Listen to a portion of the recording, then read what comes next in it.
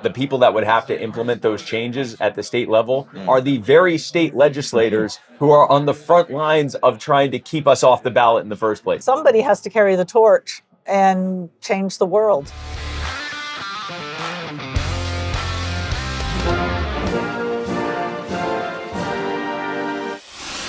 Welcome once again to another episode of the Aussie Wire News, another special episode. I'm coming to you from an undisclosed location in the United States of America, and we are bringing you more coverage of the Students for Liberty, LibertyCon. Now, I promised you that we were going to take you behind the scenes, that you were going to get to see what it's actually like at a conference like LibertyCon. And today we are most definitely doing that, because the next few interviews are ones that didn't go entirely to plan. Let me explain. At these sorts of events, big 3-day Liberty conventions, etc., conferences, they tend to have gala dinners and or awards dinners, and they're a highlight of the conference. They're one of the reasons why you would go in person rather than just watching all of the content and all of the sessions online. You get to network, you have a lot of fun, and you make new friends. And it's really one of the things that we all look forward to a great deal. And so I planned my work accordingly, because obviously a gala dinner, there's going to be some wine flowing, and I didn't want to be doing interviews after I'd had a few. So I planned my afternoon, the Saturday afternoon, so that I wouldn't have that problem.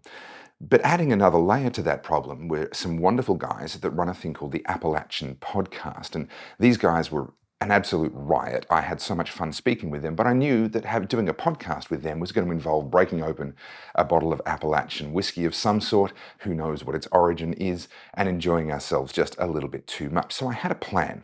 My plan was that I was going to clock off, stop doing interviews for the Aussie Wire at 4 p.m, head straight over to where the Appalachian Podcast boys were set up. We'd crack open that bottle of whiskey, have a 2-hour riot of a conversation, and they're going to be releasing that shortly, and I'll make sure that you hear all about it when they do, because it was one of the most fun conversations I've ever had. And we would, of course, drain that bottle of whiskey between the four of us and then go on to the awards dinner, but that's fine because I'm not working anymore, right? I don't have any more interviews to do. Well, the plan went very, very well until we were about 2/3 of the way through the awards dinner, and I got word that John Stossel, yes, the John Stossel from Stossel TV, wanted to do an interview with me. And of course I said, yes, I'd love to. I'd be absolutely honored. What time tomorrow would you like to book in? And I got the reply that after the awards dinner he was leaving and he was not going to be available tomorrow at all. So I had to make a decision. Was I going to interview John Stossel that night when he'd had a few and I'd most definitely had a few? Or was I going to miss the interview altogether? And I thought about it and I thought, well, I promised you guys I was going to take you behind the scenes. That's what I said. That was my promise to you. And this is very much behind the scenes at a conference like this. So I said, you know what? Let's just do it. So I interviewed John Stossel. He was great. It was a fantastic conversation, and you'll see that coming up later in this episode.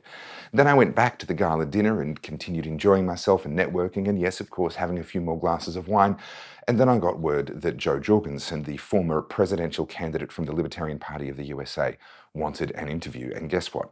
Same circumstances, she was not going to be available the following day. I either had to say yes in the state that I was in, or we were going to miss out on interviewing her altogether. So of course, I did the interview. So when I say that I'm taking you behind the scenes at the LibertyCon Students for Liberty conference, I really mean I'm taking you behind the scenes. 2 of the 3 interviews that you're about to see were recorded late on the Saturday night, deep into the gala dinner, and well, I'm not at my best, but I still think these are conversations well worth seeing, and I don't know, maybe in some respects even more worth seeing, because our guard is down and we're having a lot of fun. So please enjoy 3 more insightful conversations, 2 of which are very much behind the scenes from the Students for Liberty, LibertyCon.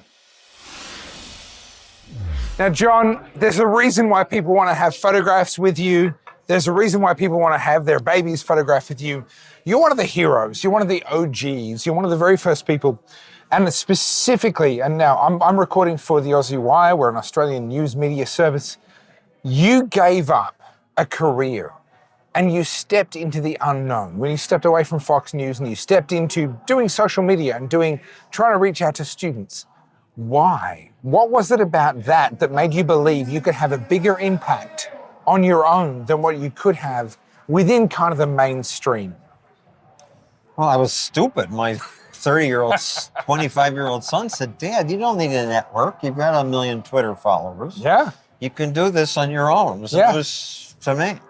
And Fox does live stuff. Sure. But these capitalist issues are complicated. Mm-hmm. I spend a month trying to edit stuff down to make the complicated simple. Tell me about it. Yeah. It's what I'd done in 2020 before that. And Yeah. Fox didn't really want that, so I went on my own, and that's working out. But I really the only courageous thing I did was years before when I said, I don't want to be the consumer reporter anymore bashing business. I want to celebrate free markets. And my bosses at ABC did not want that, but the audience did. And they said, oh, they held their nose and let me do primetime specials. So this is one of the funny things. We're here at the Students for Liberty conference in Washington, D.C. Behind us right now is the awards night. And John, your name is, of course, and deservedly coming up quite a lot tonight. Many people are giving you honor, and deservedly so. But as you just said, you felt that the powers that be didn't want to really explore these issues, and yet somehow the market perhaps had more tolerance to explore these issues than what you did. You stepped out into the social media world before a lot of other people did. What's been the result of that? Where are you now, having stepped into the unknown? We make a video every week. We get about 2.5 million views, so we're reaching people. Yeah. I don't know what countries they're in, but if we can educate 1 or 2 people in India, say, or even Australia, that it's worth doing. And, I like being my own boss, so it wasn't that big a step. Yeah.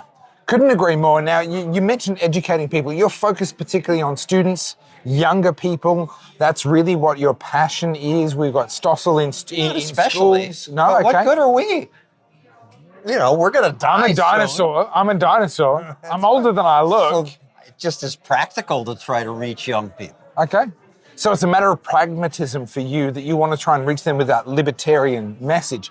Before their minds are made up. What is a libertarian message for you? What does it mean to reach them with a libertarian message versus a statist or a capitalist or a communist or any of these other kind of competing ideals? That we know what works, what makes a few countries prosperous. Australia, New Zealand, though they're screwing that up. We are. Switzerland. Yeah. Hong Kong is the best example. Went from poverty to wealth until the Chinese took full control and are starting to wreck that. Yeah. Economic freedom and rule of law allow people to have better lives. And how outrageous that idiots in Australia and elsewhere don't get that. All right. I'm going to put you on the spot. And for the record, this is not a question with notice. This is a question without notice. What then do you make of Argentina? What do you make of Harvey Miller? He says the right things. He appears, in my opinion, to be trying to do the right things. Do you think that Argentina is going to become an example of what can happen with free markets, or do you think there's a flaw there? Oh, I hope it is. I don't see the flaw. This guy's the real deal. He seems to his be. Dogs after libertarian economists. And he went to the World Economic Forum and made a right-on speech. I agree with him as far as I know about everything. We reported on that at the Aussie Wire. That's where I'm from. I'm not wearing the shirt because we're at the awards dinner tonight. I dressed up. I've got the tie. I've got the. Oh no, I don't have the pocket square. I have the pocket square. There it is. There it is. So I'm not wearing the Aussie Wire t-shirt tonight. But Harvey Miller, you're right. He appears to be the real deal. How did he end up being elected when we've seen so many libertarian candidates in the US? We've seen so many people in other places try and fail. What was the secret for Harvey Miller? Because Argentina has gone from one of the richest countries in the world to late one of the poorest, 1800s, and people are pissed off. And here comes this guy who articulates free market ideas well, which is so rare. Yeah. I can't think of an Australian politician or an American politician. I would love to as well disagree as he with you, but I does. can't. Yeah. And they're failures, in my opinion. All right. So, John, you made the decision to sacrifice a very, very successful career on the risk of stepping out into the free market and articulating free market ideals, as you've just You said. said that before. I don't even know what you're talking about. No. I didn't sacrifice it. The You main risked it. At networks the very were least, dying. you risked it. I did take a risk. You risked That's it. true. Okay, so tell me about that decision. I said to Rupert Murdoch via email, look, you got a lot of people who can do live TV. Sure. My specialty is editing. Let me do fewer live shows and go back to the carefully edited pieces I did on ABC News in America, Yeah. which you first hired me for. And I've watched some of, yes. And he said, why don't you do no live shows? And you can do some of this. And anyway, he didn't want to do that. All right. So I did it on my own. So you're leading in exactly the right direction. What I want to dig into, as someone who is in the alternative media, I've been a political commentator since 2009, 15 years, right? I genuinely want to know, what was the thought process that went into you going, I'm going to walk away from Rupert Murdoch and all of that audience and all of that reach and all of the prestige that comes with that, and I'm going to focus on what I believe in. What was that thought process? If Fox let me do what I believed in, Okay. they wanted tonnage of live stuff, which The volume of content. Right. And I wasn't giving up much. I'm an old guy. I earned enough money. I didn't need the money. Yeah. And fame by staying at Fox? No, their audience is diminishing. A lot of the people who are watching may be dead or asleep. They get old people. Yes. I mean, the stupidity in the world. You've got these in Honduras, a new government, where you've got the Prospera Project. Does your audience know about that? It was like a free experiment on a place with libertarian principles. Yeah. And they're doing well. And it doesn't take away from Honduras. But they elect a new idiot woman who says, oh, this is taking away our sovereignty. And somehow by their getting rich, we're losing something. Yeah. They continue to win. Yeah. And it's such a fascinating thought experiment against Argentina with Harvey Miller. Watching what's happening with some of these other South American countries, I think is going to be kind of the practical thought experiment of my generation, at the very least, if not a younger generation, to see the divergence between those different groups. But do people learn? Like in Chile, they set up a private social security system. Right. It made the country rich. It made almost everybody more prosperous. Right. 20 years down the road, the new government says, we need to throw all this No out. one has learned anything. Okay, so with that in mind then, I'm 41, right? I'm guessing, a little bit older than 41. I'm not going to guess what you are, Okay. but you're older than 41. So then where do you... I'm 51. I'm Okay. 61. Where do you... And 71. Oh, goodness. No, stop. I can't handle any further. Where do you find your hope then? If you're looking at a place like Honduras and saying, you were so close, why do you keep going? Where do you find your hope to keep up this fight? I'm disappointed all the time. I don't know that I'm that hopeful, but it's all of our duty, those of us who get it, to say life can suck for people if these socialists win. Yeah. It's our moral responsibility to try to explain capitalism. Yeah. So I have an expression, and I want to run it past you to see whether you agree, whether you disagree, argue as much as you need to, okay? We are not responsible for the outcomes. We're only responsible for our actions. If we do everything we can, then that is as much as we can do. Whether that leads to more freedom or less freedom is really beyond our pay grade. Do you agree with that concept? Do you disagree? I mean, that sounds healthy. We can't fix everything. That's as far, sure. Yeah. I agree with that. All right.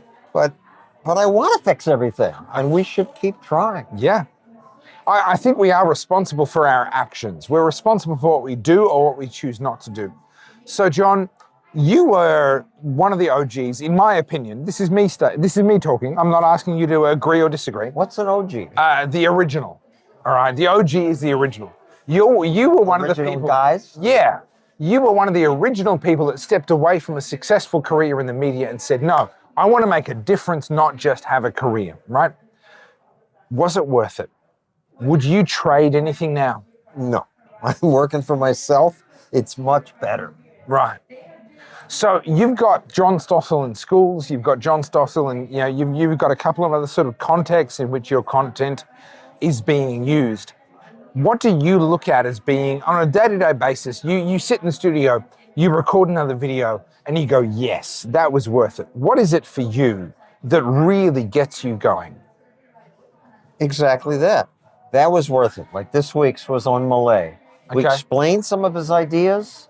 It's one of the videos doing very well. So Yeah. quickly, 400,000 people have watched, and some of them will say, oh, that makes sense. Yeah. That makes it worthwhile. And the wonder of the internet, the stuff stays out there and YouTube ships it around. So in 2 years, a couple million people Yeah. will have seen that and maybe opened their brains.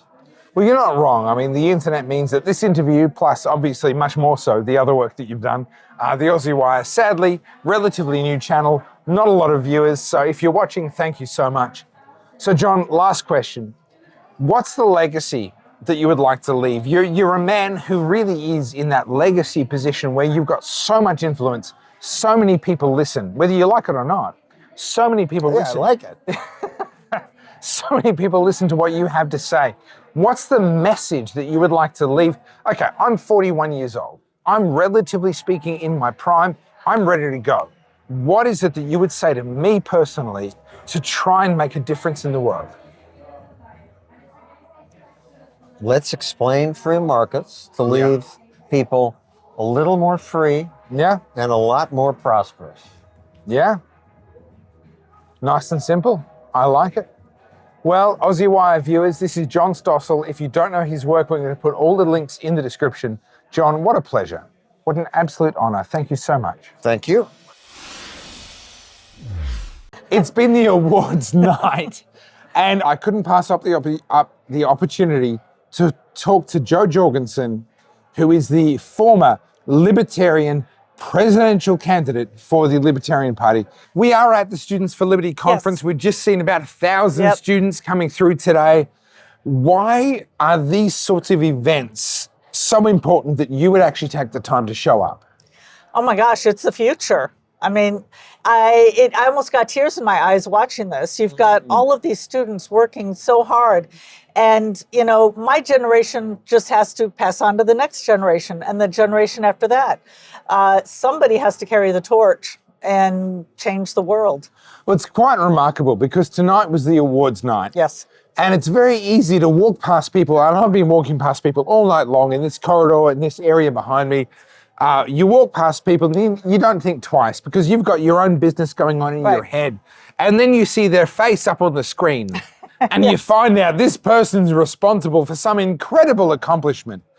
This really is a movement. The libertarian movement is really a movement of ordinary people doing extraordinary things. Now, you would know that better than most as a presidential nominee. Well, I'm sitting there watching the student of the year who has written a book. Yeah. And okay, so granted, I'm almost finished writing a book, which will be published soon, but I mean, I didn't even dream of publishing, of writing a book when I was in my 20s.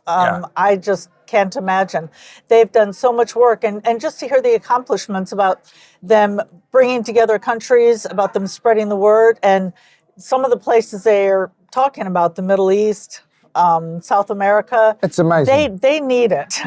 So I'm going to be brutal though, Okay. because the reality is joining Team Libertarian is kind of joining a losing side at the moment, right? Now, maybe that's not the case in the future, and this is my opinion. Feel free to disagree.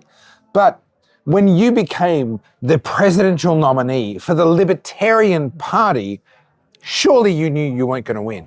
Why did you do it? Well, to quote Ed Clark, who was our 1980 candidate, Right. he said, if I had the opportunity to sit with every American family around their kitchen table and explain to them liberty, explain to them the Libertarian Party. I would win in a landslide. And so that's what we have to do is we have to spread the message, because I look at a lot of these people, they haven't heard of the movement. They haven't heard of the benefits. They don't know how it helps them.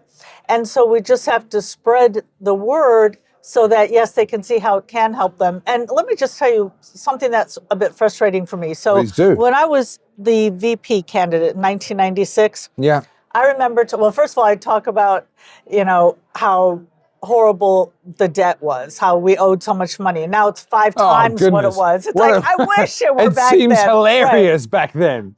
But back in 1996, one of the main things I wanted that I talked about that I wanted to accomplish was getting rid of the Department of Education. That parents and teachers should, they should make their own decisions about the students and not the government. Well, now we have 2020 come around. We've got COVID. We've got and part of me wants to say, I told you so, because back in 1996, parents are saying, oh, well, we're happy with the government. And it's like, but it's a monopoly. Wouldn't it be better if you got to make your own choices? Oh, I'm fine with it. And now the Moms for Liberty, the people in Virginia are like, no, these are our kids. We want to raise our kids. Yeah. And so, the government just keeps going step by step by step, kind of digging a hole, and more Americans. I mean, I couldn't get anywhere talking with parents in 1996, and now it's really easy to get somewhere with parents. Yeah. Okay, so the point you make is brilliant, because I found the same thing. I've been a political commentator since 2009, 15 years, okay? And early on, no one cared at all. Now, thanks to COVID, actually, it seems like some people do care. What's the best way? I mean, let's be cynical for a moment and exploit the opportunity. We've been given an opportunity to preach the gospel of small government, of individualism, etc. What's the best way to try and engage people right now, do you think? Well, start where they are. Go to where they are. Don't, for instance, I never, even though at the heart of libertarianism is personal freedom, individual liberty. Yes, it is. It's my body. I should be able to make my own choices about me and so forth. But that doesn't mean much to the average person. Most people are not philosophical. They're not theoretical. They're more like, hey, I just want to pay the bills, they're practical. Put my kids through school. Exactly. They're very practical. I can't hate them for that. No. I mean, why? And so they just, want to go on a vacation once a year, buy a new car when their car breaks down. They don't want to care about politics, and they shouldn't have to care about politics. And that's one thing that, so many reporters on the campaign trail asked me, so I guess you must have been interested in politics at a young age, right? What, were you student government? It seems obvious. It's like, when did you first become interested in politics? And my answer is, I'm still not interested in politics. I'm doing this for self-defense. Yeah. We shouldn't I think that's why I like you. I'm definitely not a politician. Yeah. So basically, we start where they are. And we say, okay, you want to raise your kids how you want to raise them. You want to choose your own medical care. And you'd like to be able to have enough money in your pocket to buy a new car if you need it, to go on vacation.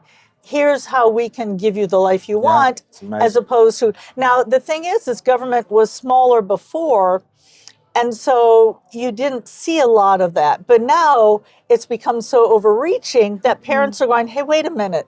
What do you mean my kids can't go to school? And by the way, I'd like to point out about twice as many private schools stayed open as public schools. It was something like in the U.S., I don't know about where you are, but it was about 70% to 35%. There was that famous case of a teacher from Chicago putting a picture of herself on Facebook from the Bahamas. Oh, isn't this great? I get to teach from the Bahamas. And the parents are going, what about my kid? Aren't you going to teach my kid? Yeah.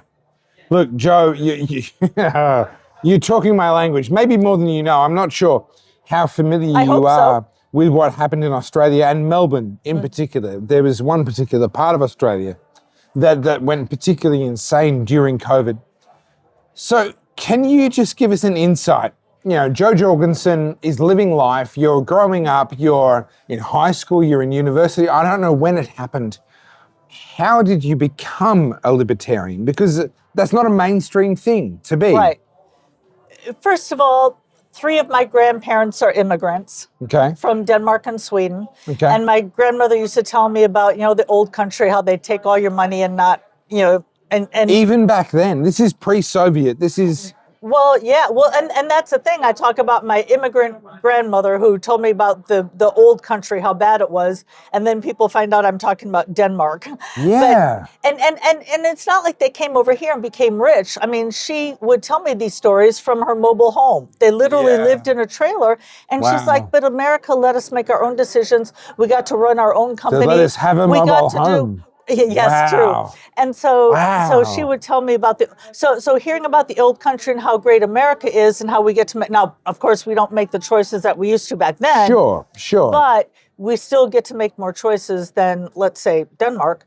But I would say it was reading Animal Farm in 5th grade. And then that'll do it. And then I get to high school and I find out there's such a thing as student government with a student body president. I'm like, what do you mean one person gets to make, no, like why do we have to listen to this guy? Yeah. Why does he get to make decisions for the rest of us? Yeah. I was truly offended by that. And one last thing in high school. So in my freshman year, I was in the band, so I was there playing for the graduation. You were one of the popular senior kids. I get it. I wasn't in that group. You're one of the popular kids. I get it. No. Have you never heard the term band geek? Do they not have that in Australia? No, not really. Okay, so there's a term here in America called band geek, okay? Band geek. So the valedictorian, who, by the way, her dad was like superintendent of the school system. Yeah, so nepotism. That's what made it so much fun. She gets up there and she gives this speech about, isn't it ironic? Like, why do people stand there holding their martinis thinking they get to pass laws that other people can't smoke marijuana? And I'm sitting there going, yeah. Now, I'm. I agree with the message, but who's it coming from? But and it was kind of popularized on the campaign trail that my drug of choice is bourbon, and I tell the students that because people think, because you're low rent, I'm single malt whiskey, so bourbon's a little bit low rent for me, but you know what, I'll tolerate it. I'm an American. We're corn is everywhere. Well, no, it's the sweetness. Yeah, we're born addicted to sugar, and so bourbon is much. I wish 2 things: that I loved Scotch whiskey and that I loved jazz music, and then I would be. I will try not to judge you. I will fail, but I will try not to judge you. Yeah. So anyway, I'm famous. I'm famous. Well, No, I'm not famous. I was going to say I'm famously known.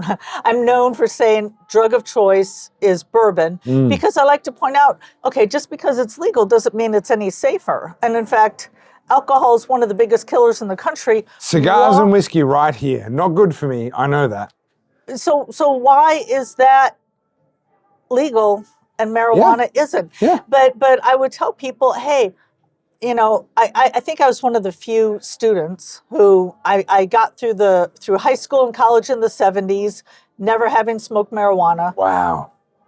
But it just offended me that, hey, I get to drink my drug of choice. Why can't they have what they want?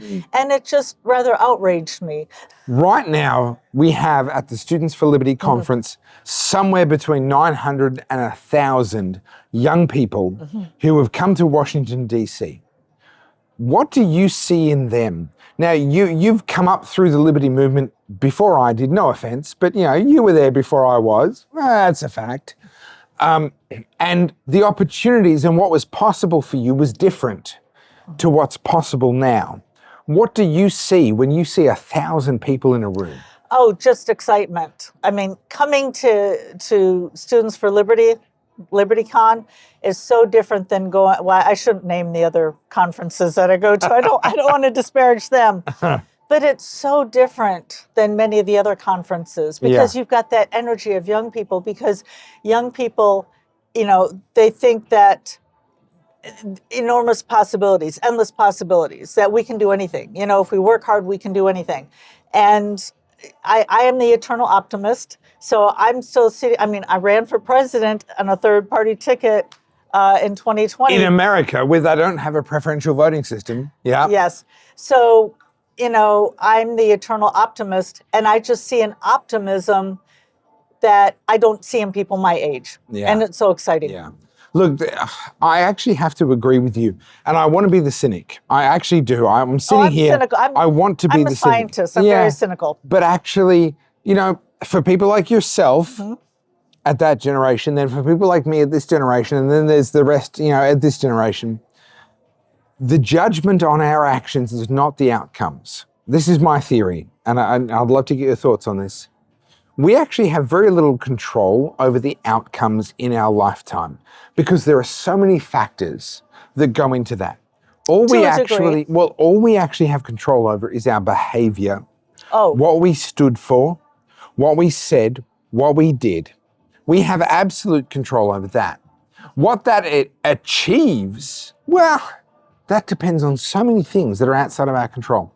So as I stood there, you know, during the lockdowns in Melbourne, Australia, I don't know if you know about them, but they were the worst in the world until China overtook us with, you know, welding people's doors shut and doing all kinds of crazy things. Weren't they putting people in like little, like lockdown places? China, they were literally welding apartment doors shut. Yes. To lock people inside. And if they starved to death or if they died because they didn't have the right medications, that's their problem. Up until that happened, Melbourne, Australia was the worst, and that's where I lived. And I was on the front lines of the protests against that. So I'm very, very familiar with that. That's not my point. My point is we do what our conscience requires us to do. And the outcome is actually secondary. I have no control over whether my actions change the destiny of my country or not. You have no control over that. You ran as a presidential candidate in a sort of a third tier party in a system that has no preferential votes. It's actually not up to you whether you win. No, but I can change my behavior to be more successful. And in fact, I got more votes than any other first-time candidate in the history of the Libertarian Party. Yeah. And you helped to shape that movement. Spike Cohen as your running mate, as your vice presidential candidate, and yourself continue to go on to shape that movement. And I think that's really significant. I go on to try in Australia and shape the movement, even though, did I achieve a lot as someone who was opposed to lockdowns in Melbourne, Victoria, Australia? Well, you could argue I achieved nothing because, you know, Daniel Andrews, the premier, the governor equivalent of the state at the time, he got whatever he wanted. But at the same time, you know, from time to time, and I'm sure you get the same thing, Joe, people come up to me and they hug me. You know, grown men hug me and they say, thank you. You changed my life. Well, but keep in mind, people were afraid in the beginning of the pandemic and because people didn't know how it was spread. People were asking questions like, can I get it from my dog? Yeah. You know, can I touch a doorknob? Which, yes, you can, but it's like 1 out of 1,000 or something crazy. I didn't know the answer to those questions early on. Exactly. Right? So people were afraid, they kind of hunkered down and they weren't really opening up and entertaining new ideas because they were in fear. So you couldn't change their minds back then, but being a leading voice, now people can see, oh, you know what? Yeah. I should have listened to him. By the way, I hope you were inspired by John Stossel in there, doing this for 55 years. Amazing. Oh my gosh! So I've got him hopefully to do an interview with me. Oh, I hope to have so. a quick chat. He's a legend. He's amazing. He's my hero. But may I say, Joe Jorgenson, you are also a legend, and sitting here and chatting with you for the Aussie Wire has been oh my gosh! an absolute Thank you so pleasure. much. I had a great time. I appreciate it. Well, welcome back to our continuing coverage of the Students for Liberty conference in Washington, D.C. Yes. I'm here with none other than Spike Cohen, and I'm going to steal your joke because I think it's hilarious. Spike is the bronze medalist for the vice presidential position in the 2020 election cycle, which means he ran as the vice presidential candidate for the U.S. Libertarian Party. Spike, This has been, to me, I mean, we're now on the last day. It seems like it's been a tremendously successful conference, but a lot of people are pretty cynical about conferences. Big talk fest, that's all it really is.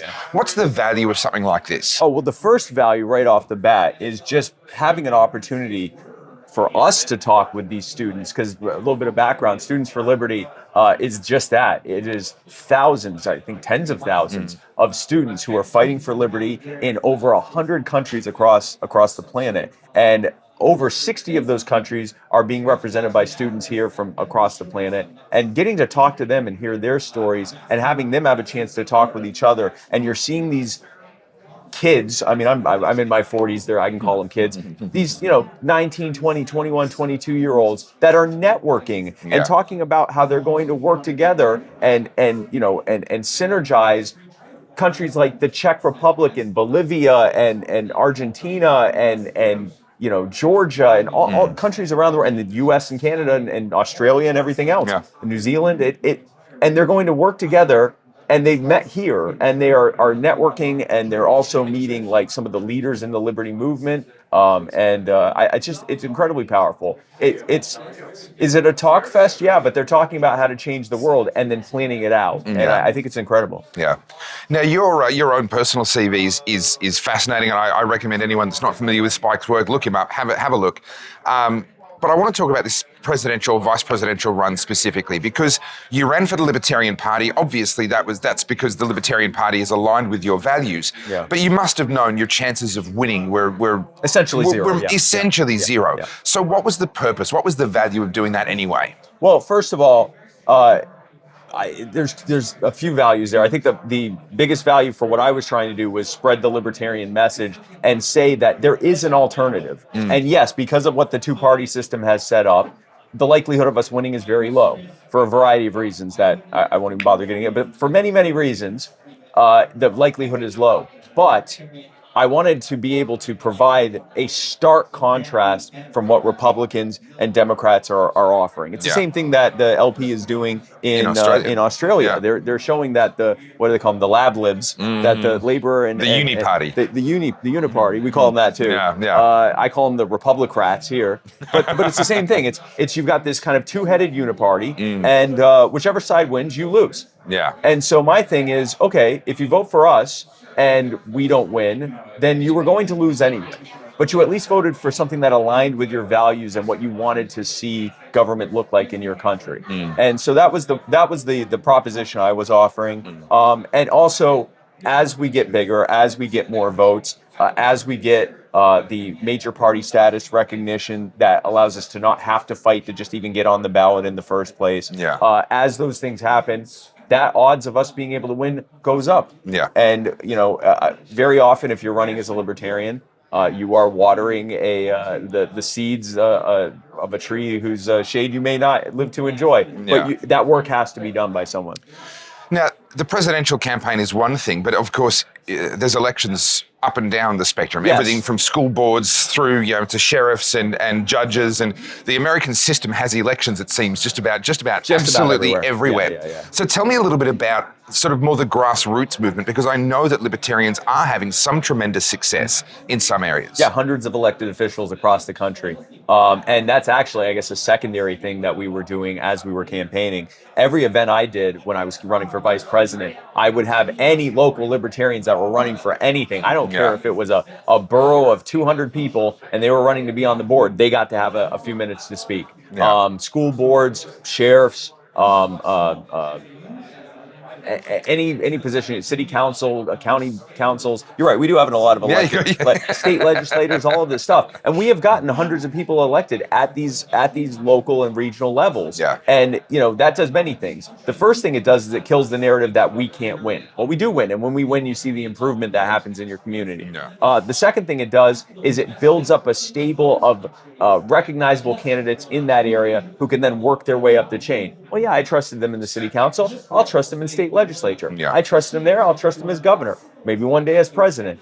So it does that as well, and it also kind of helps reinvigorate our movement, because we very often can get discouraged if we keep losing and keep losing and keep losing. Which is why I say we need to focus on the races that we can win. We need to run the presidential race. There are many reasons we have to run the bigger races. Some states won't even let you be on the ballot if you don't have candidates in those bigger races. So if for no other reason, you have to do that. But we need to focus on where we're actually winning hundreds of races across the country. Yeah. Now, in the American presidential system, and I'm guessing in a lot of these other lower level elections as well, you don't have a preferential system. It tends to be a first past the post. I get a lot of pushback, a lot of resistance from Americans. They don't like even the idea of a preferential system. They sort of, I don't know, they view that as some progressive liberal idea. As an Australian, I find that very strange because to me, having a preferential system gives a party like the Libertarian Party a much better shot. Yeah.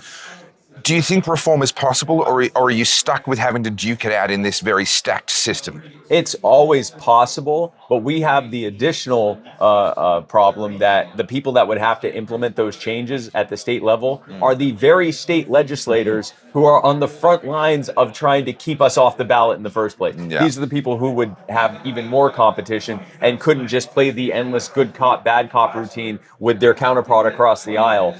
So, I mean, it is possible, and we actually have seen it in some places. Alaska has begun to implement it. Maine has begun to implement it. I believe Nebraska has it in certain elections as well. Some cities have introduced it. Yeah. And the thing is, I think I think rather than targeting them, we should be targeting the public and showing them that literally all this does is allow you to have more choices that you are voting for. Yeah. If you choose to just vote for one person and one person only, you can still do that. Yeah. But if you're saying, you know what, I support this person, but if they don't win, I would support this person next. Then you have an opportunity to do that. And what it does, if that's implemented, it kills the wasted vote narrative, right? Because if someone says to me, Spike, I love what you're doing, I want to vote for you. I agree with you more than any of the other candidates for whatever I would be running for, hypothetically. If I vote for you, the person that I would pick second, if they lose because they didn't get my one vote, because that's how it works, but if they didn't get my vote, then this worst person would lose over here. Instead of having to argue with them about, well, you know, they're actually working together and you're getting screwed by a scam. Instead, I can say, okay, so then vote for them second. Yeah.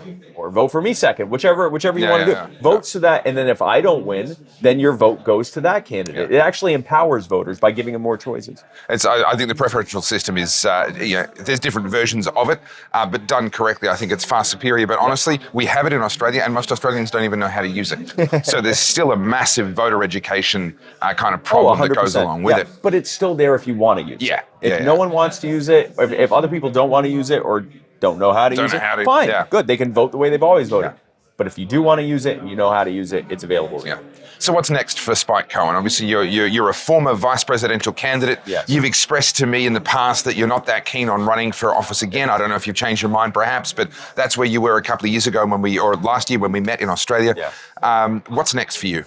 So right now, what's definitely next for me is we are continuing to expand You Are the Power. Tell us about that. Yeah, so You Are the Power is a group I started. Right now it's here in the States, but we are working on having an Australia chapter of You Are the Power, so stay tuned for that. But what we do is we find people who are being abused by their local governments, and we organize our network of thousands of liberty activists across the country and help organize their local communities as well that are being harmed. And we don't stop fighting until we win. We've had I used to say we've had a 70% success rate, but as of the causes we've been working on last year, it's actually closer to 95% success rate. As we continue to grow, as our name begins to precede us, and as officials find out what happens when they're suddenly getting hundreds of emails and their social media is being filled up with notifications, and it's all people being brought to them by You Are the Power, telling them to stop doing whatever thing they're doing.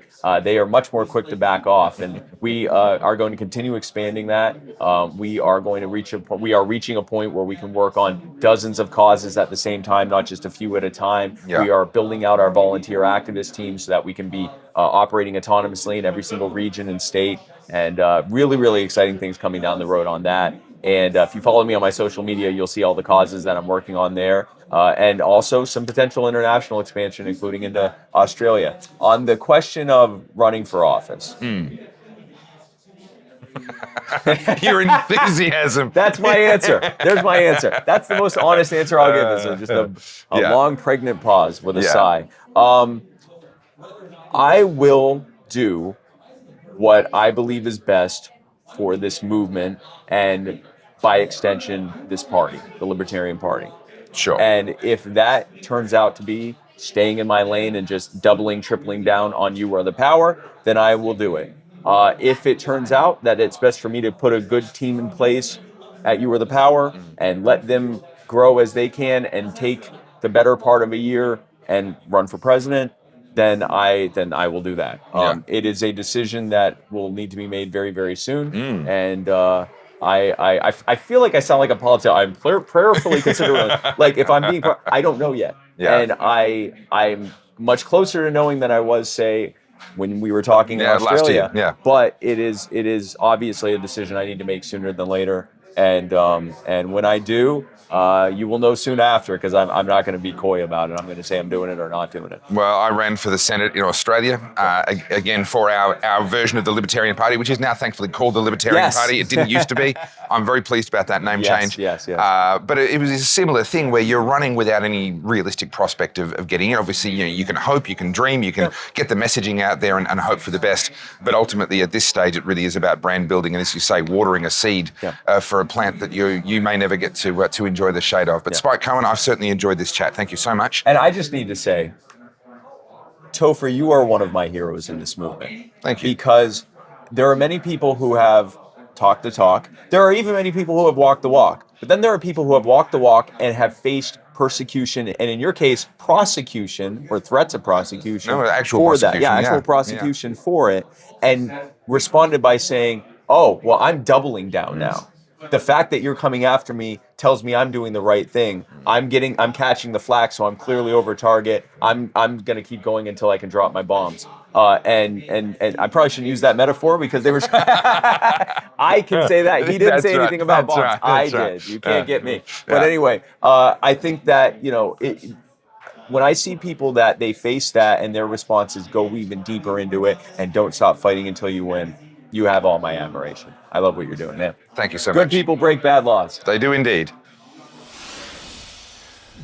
Well, thank you so much for watching the Aussie Wire News. I hope you've enjoyed 3 more of the interviews from the LibertyCon. Now, that actually completes our coverage of LibertyCon, but it doesn't complete our coverage of my trip here to the USA. So the next episode of the Aussie Wire News is actually going to be a very, very different thing that went on while I was here in the USA. You'll have to tune in on Thursday when that episode comes out. Now, if you're enjoying the Aussie Wire, then you can catch up on all of our past episodes at theaussiewire.com. You can follow us on all our socials at The Aussie Wire is the handle. You can follow me at Topher Field is my handle. And of course, we'd love for you to become an insider. We'll put the link in the description. That's a financial supporter, someone who makes it possible for me to be able to come to these conferences and bring you front row seats and behind the scenes interviews and be able to enjoy these experiences. So if you want to become an insider, find the link in the description for that. Thank you so much for watching. I'm Topher Field, and this is The Aussie Wire.